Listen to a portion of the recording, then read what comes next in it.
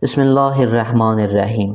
Əziz bacı və qardaşlarım, bizim bugünkü mövzumuz zahiri dindarlıq və batini dindarlıqla əlaqəlidir. Yəni zahiri dindarlıq bizdə zahiri geyimlə, zahiri tərzdə müəyyən olunur. Məsələn, ibadətlərin zahirə vurulmuş təsirləri bu zahiri dindarlıqdır. Batini dindarlıq isə insanı günahlardan çəkindirmək, məsələn, ibadətlərin metafiziki insanın cisim və ruhuna təsiridir batini dindarlıq.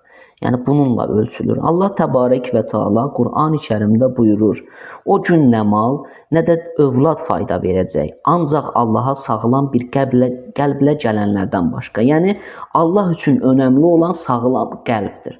Sağlam qəlbdə ibadətlərin zahiri ilə yanaşı batini əməllərlə uyğunlaşmasıdır. Yəni bizim mövzumuz əsasən bundan ibarətdir ki, əməllərimizi, özümüzü tərbiyə eləyək. Allahın dini ilə uyğunlaşdıraq batini cəhətdən. Biz zahiri dindarlıq dedik, yəni ibadətlərin görünən tərəfi insanlar arasında görünür və bəzən hörmət qazandırır insanlara. Batin isə dindarlığın, qəlbin Allaha yönəlməsi, riyakarlıqdan uzaq olmaq, yəni günah etməmək əsasən.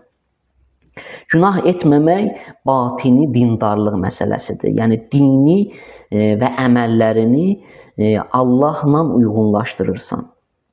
Nəticədə bu olur ki, Allaha məhəbbət qazanırsan. Birinci, ilk olaraq Allaha məhəbbət qazanırsan batini tərbiyə ilə.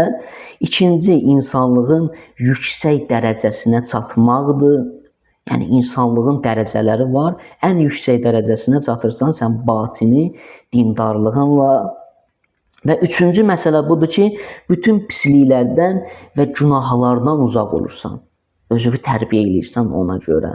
Əssalamu aleykum və rəhmətullah və bərəkatuhu.